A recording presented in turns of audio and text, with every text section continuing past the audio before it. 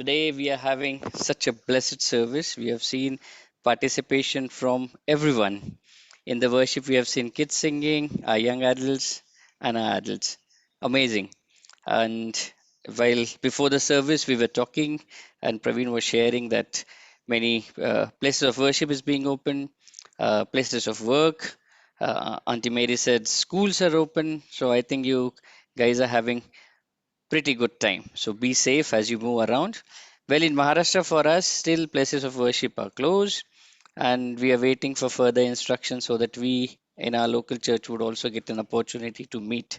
Having said that, we as a family are excited and we are planning for our annual convention.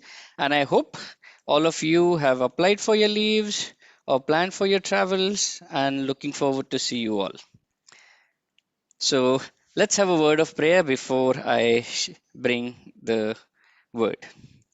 Heavenly Father, gracious Lord, we come before you with thanksgiving in an anticipation to hear your word. Lord, as I bring your word, give me wisdom, understanding, clarity. And we pray that help us to receive your word with open heart. And we pray let the Holy Spirit work in each and every individual in a way and the message that you have planned for each individual today. We thank you for this time and we submit rest of the time in your able and mighty hand. In Jesus' name we pray. Amen. Well, let me start my message by telling you a very small episode from my life. Now, when I was a kid, I was always interested in the toys and things of other kids.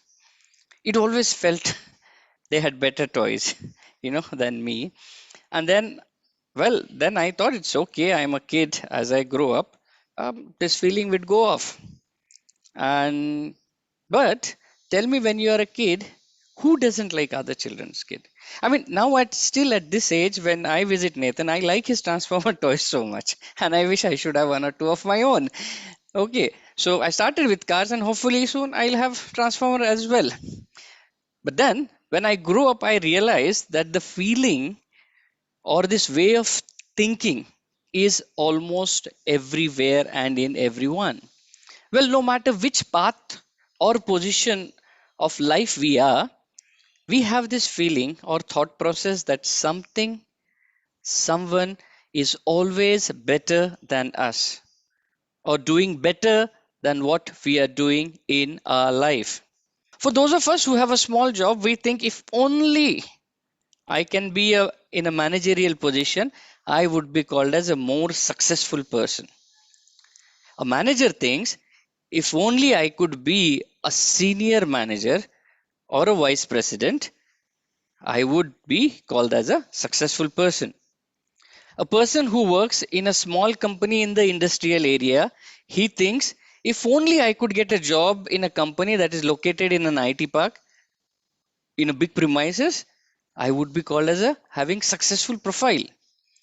A person who stays in a small village, he thinks that if only I could open my business into the bigger metropolitan area, my relatives will term me as a successful businessman. A student thinks if I can only get more than 90% in all my subjects, I'll be seen as successful. But sadly for them, this is just a start. It then progresses to which college, what stream they are taking, if they are going outside for their graduation or post graduation. It is always about something or somewhere that defines our success. Now, well, you might be thinking, oh, this is quite common thinking when it comes to our professional life. And why you must be thinking, praise God, we don't have this kind of competitive spirit, or the feeling of grass is greener on the other side is not there in the area of ministry. Let me give you some examples. Now a housekeeping staff who does sweeping and setting up chairs to be ready for the next Sunday service, putting the lovely flowers in the vase, you know, he thinks that if only he can do a job of ushers who are wearing a nice uniform and greeting people, his work would be seen and would be appreciated.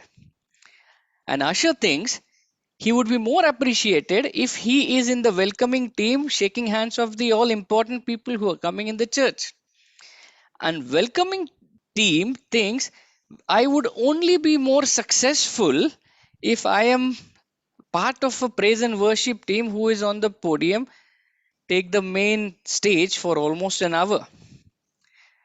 And our welcome team thinks if only I could be one of the pastors who has a long time on the podium. And a pastor thinks if I can be a head of the pastor or a bishop of the church, I would be more successful. The list is endless. Well, it's not us or our thought process alone to blame. The society has created this false definition of success and reputation that everyone thinks that he or she has to be in somebody else's shoe in order to be successful. Let me share my screen.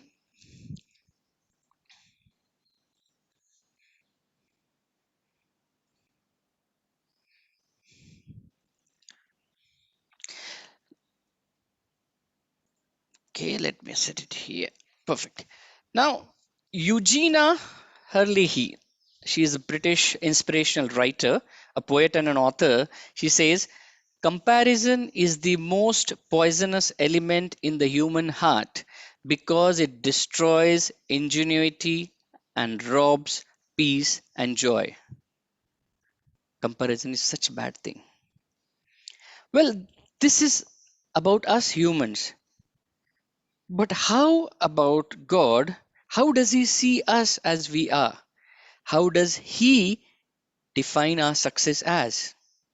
And to cover this, I have titled my message, What Kind of Vessel Are You?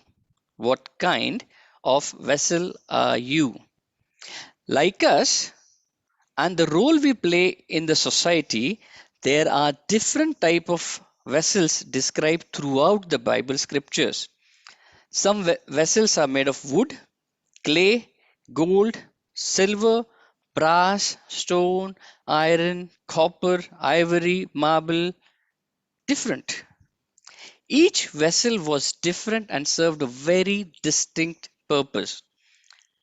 They were used for food, oil, ashes, spices, precious ointment, and a variety of other things. Now, in the kingdom of God, there are many types of vessels, and as we consider the various ones, the question we must ask is, what kind of vessel are we? What kind of vessel are we? But before we start digging more deeper into it, let me refer.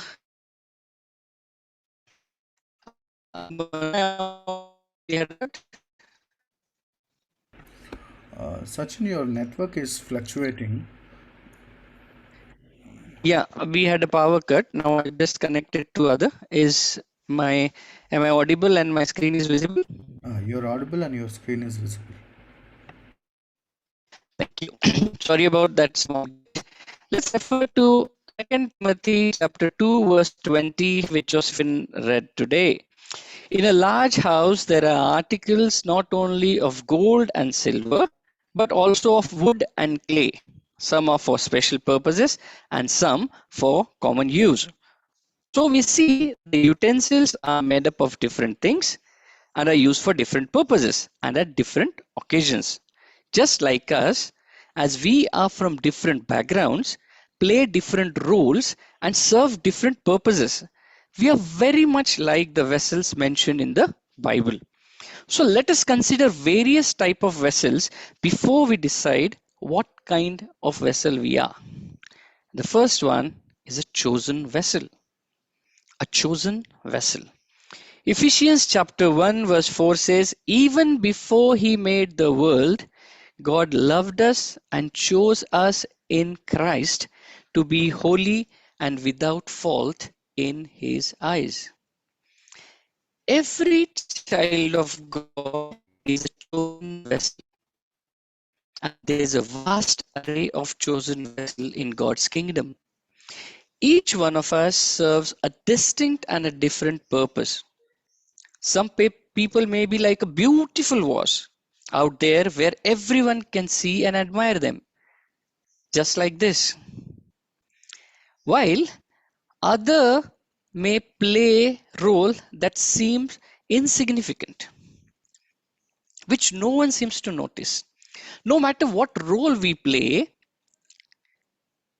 if no matter if we get noticed, we still serve a very meaningful place in the Lord's kingdom. Every type of vessel has a vital role to fulfill. Every type of vessel has a vital role to fulfill. Sometimes it is easy to look at other peoples and think that they serve a more useful and important function than we do because of the visibility of their work. Oftentimes, however, it is the simplest vessel that serves the greatest purpose. Now, let me share one example. Imagine if the person who is responsible in the church to sweep, clean the church premises on Saturday, set up the chairs properly, set up the flowers in a bouquet to be ready for the Sunday service, the whole church. Imagine he doesn't turn up and do his work. Now on Sunday morning, everything is in a mess. Now, no matter what good work the ushering team or the welcoming team do, or how blessed the pastor brings the message, it is not complete as it used to be. Only because the person who does the most menial work did not do his work. You're seeing the impact? You may not think to the work of the Lord, but each one of us has a unique role to play as long as we are contributing towards something in service to His church. Believe me, God is aware and appreciate each one of us for the work we are doing. Now, let me give you one more example from my life. From the last 2 years of lockdown, I learned a lot in compiling and mixing the voices and music with filters and equalizers. This made me a bit more comfortable in music. And because of this newly gained skill, I can say now that I can also sing. However, I'll not be able to sing like Shanti, and I can't expect people to appreciate me the same way as they do to her because of her sweet voice. Singing is her gift. You see, I could never do justice to that because singing is not my calling.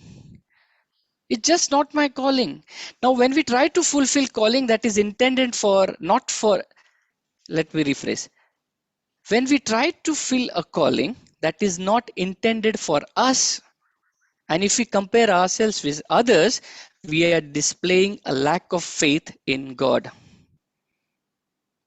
Let me rephrase that again. Let me say that again. When we try to fill a calling that is not intended for us, or if we compare ourselves with others, we are displaying a lack of faith in God. We are, in a sense, telling God that He did not know what He was doing when He made us. Now, the Bible warns us about comparing ourselves with another is unwise. We should not try to fulfill the role of another person. God places each one of us here on the earth at a particular time for a specific reason and for a specific role to play. And believe me, it is important in God's eyes. Let me share my screen again.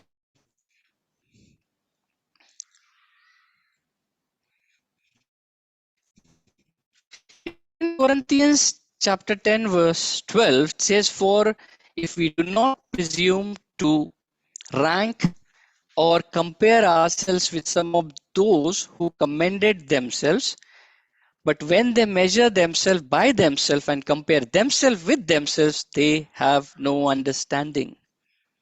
They have no understanding. The Bible tells us we should not compare with others. The next vessel, a sanctified vessel. Now, from Joshua chapter 6, verse 19 says, "But all silver and gold and every vessel of bronze and iron are holy to the Lord. they shall go into the treasury of the Lord. They were all sanctified or set apart for the work of Lord. When we are saved, we become sanctified in our position in Christ. However, we must make a conscious choice every day and every moment as to whether or not we will live a life that is holy to the Lord and worthy for His use and for His purposes. Believe me, it is not easy because we still have a fallen, sinful nature inside of us. We have to make a daily decision to look up and depend on Jesus to live a sanctified, separated, and a holy lives. The next vessel, dirty vessel. Now, a dirty vessel represents a life characterized by sin. Allowing sin to ruin in our lives keep God from being glorified through us. Allowing sin to run in our lives keep God from being glorified through us. Perhaps it may be the sin of worry, unbelief, gossip, a critical spirit, pride, or jealousy. The list is endless. But if you want to, my voice is cracking and our internet is back, so allow me to just change my internet to the proper broadband. And I just came. So, okay, fine. Now I hope I'm on a good internet. Now, if we want the Lord to work in and through us and make us a useful vessel, then we must be willing to deal with sin. We must be willing to deal with sin. The cleansing process is not pleasant, but it is a necessary process. God promises that if we confess our sin, He forgives and cleanses our heart, as it says in 1 John chapter 5 verses 9. Is it also not one of the worship songs that we often sing from Psalm 51? Create in me a clean heart, O God, and renew a right spirit within me. Yeah? So we should allow God to cleanse our heart. The next one, a cracked vessel. Now we allow cracks in our lives when we permit the spirit of bitterness and unforgiveness to seep through our hearts. Now it is easy to let bitterness creep in when someone does or says something hurtful to us. We may not notice that crack in our heart right away, but it will quickly spread, robbing us of peace and destroying our lives if we do not deal with it. Bitterness will always cause more damage to the offended person rather than the offender. Let me repeat. Bitterness will always cause more danger to the offended person rather than the offender. Now, Watchman Nee, one of the Chinese church leader and Christian teacher who worked in China during the 20th century, he very nicely said, he said, frequently the enemy entices Christians to harbor an unforgiving spirit, a very common symptom indeed among God's children. Such bitterness and fault finding and enmity inflict a severe blow upon the spiritual life. You see, when we work for the Lord in various ministries, it is very easy for the devil to break the momentum, and he does it by simply creating a difference of opinions, which then grows into an ego's position and end up creating jealousy for each other's work. Now, when we harbor bitterness, we prevent the Holy Spirit from working through us as he desires. Now, replacing bitterness in our heart with forgiveness will heal our cracks and allow us to be a useful vessel in God's service. And that's we get the warning in Hebrews chapter 12, verse 15. Look after each other, so that none of you fail to receive the grace of God. Watch out that no poisonous root of bitterness grows up to trouble you, corrupting many. Now, I know Shanti has talked in detail in her message about feeling the cracks, that in her message was past wounds and present scars. Now, I would only reiterate, be the person to take the first step of healing. Ask and receive forgiveness. Don't wait. Fill that crack before it destroys your life. The next vessel, broken vessel. Now, Pastor Rudy Verdin from the Apostolic Assembly of the Faith in Christ Jesus summarized the book of 2 Corinthians as Apostle Paul compared men to earthen vessels. He implied that just as a vessel, we are something fragile, inferior, expandable, ordinary, easily chipped, cracked, broken, and temporary. One single tap to an earthen vessel is enough to destroy it, just as one bump can crash us. Have you ever come to a place in life where circumstances are just piling up and you feel like you're going to break? Maybe you have a child or your partner or your family member who has strayed away from the Lord. Maybe you are experiencing a prolonged sickness or a death of your close loved one. Maybe you are going through a prolonged battle or in a situation where you see no end in sight. Maybe it's too much of a work responsibility in your life and you feel you're almost on the verge of breaking or giving up. You see, my dear family, trials always seems to come in multiples. They don't come one after another. They just come in multiples. Now, God's purpose in all of this is to bring us to the end of ourselves. Sometimes we feel He gives us more than we can handle because He wants us to be completely and solely dependent upon Him. He has to bring us to this point in order to make us realize that we are completely dependent on Him. Now, Dr. Vance Hanver, who was also a revivalist and has authored almost 40 books, he said very nicely. He said, God uses broken things. It takes a broken soil to produce a crop, broken clouds to give rain, broken grain to give a bread, broken bread to give strength, the broken alabaster box that gives forth perfume. It is Peter, weeping bitterly, who returns to greater power than ever. Throughout his life, David went through many differing and painful trials. And in Psalm 31, he writes of his brokenness and shows his complete dependency on God to restore him. And that's where we are moving into our next vessel, a restored vessel.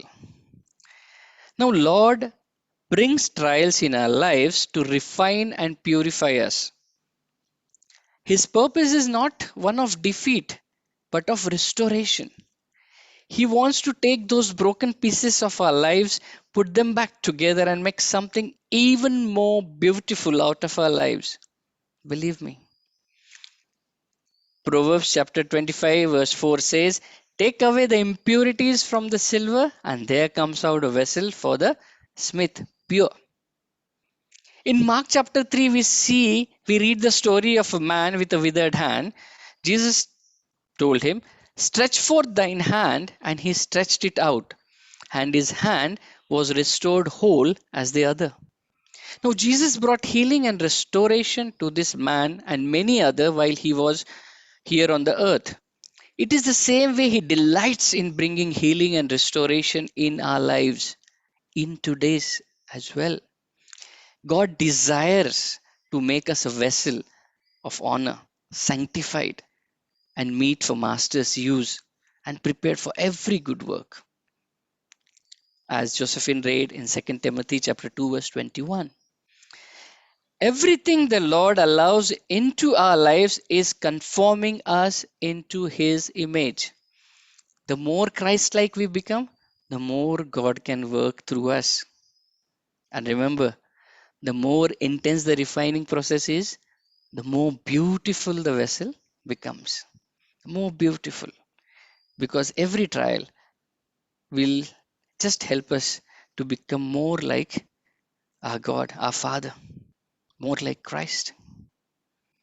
Our next vessel, filled vessel. And we see in Ephesians 5, verse 18, tells us to be filled with the Holy Spirit. Once Christ has restored us and made our lives pure and holy, He longs to fill us. And when we are filled with the Holy Spirit, the fruit of the Spirit will be manifested in our lives. The fruit will be evident in our life of the believer who is living a sanctified or a set apart life. And we see Galatians chapter 5 verse 22 tell us of the fruit of the Holy Spirit. Now, when a vessel is subjected to pressure, its true strength of character will be displayed. And when we are inflicted with the burdens and suffering of this world, our true spirituality will be revealed.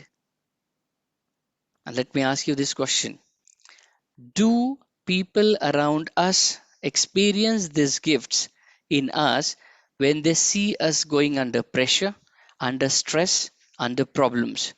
Do your colleagues, do your family, do your neighbors, do your other business partners, do they see these gifts when we go under pressure? We all at times, having received this gift, fail to exercise them. Ever wonder why? Because the primary key to being filled with the Holy Spirit is abiding in the presence of Christ. In Him, there is life. The entire John chapter 15 talks about abiding in Him and how we produces great fruit when we abide in Him. In John 15 verse 8, Jesus says, when you produce much fruit, you are my true disciple, and this bring great glory to my Father. How amazing it is. When we show this fruit, it brings glory to the Lord. In conclusion, God has made us the vessel which He deemed perfect, and He has placed us at the right place and at the right time. No, He doesn't make mistakes. You and I, where we are at the right place where God intended us to put. It is up to us to know and realize our value and live up to His expectation. As it mentioned, again, I'll repeat 2 Timothy chapter 2 verse 21. If you keep yourself pure, you will be a special utensil for honorable use. Your life will be clean and you will be ready for the masters to use you for every good work. Cleansing and being sanctified is not possible all by ourselves. We need Jesus to bring this change in us. Apart from Christ, we are nothing but empty, broken, and useless vessels. God wants us to be the vessel that are sanctified and filled with the power of the Holy Spirit. Will you be that special vessel of honorable use for God? Will you choose to allow Him to restore your life and fill you up with His presence so you can be poured out into the lives of others? May we surrender our wills to Him so that He can make us a beautiful vessel, a vessel of honor unto Him. And I want to end my message by sharing a beautiful song by Hillsong Worship called New Wine.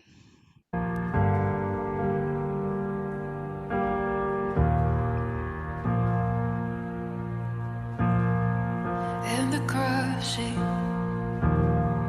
and the pressing, you are making new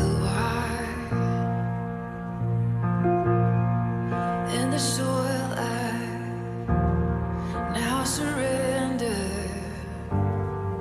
You are breaking new ground, so I yield to you and to your careful hand. When I trust you, I don't need to understand. Make me your vessel, make me an offering, make me whatever you want me to be. I came here with nothing, but all you have given me. Jesus, bring new art out of me.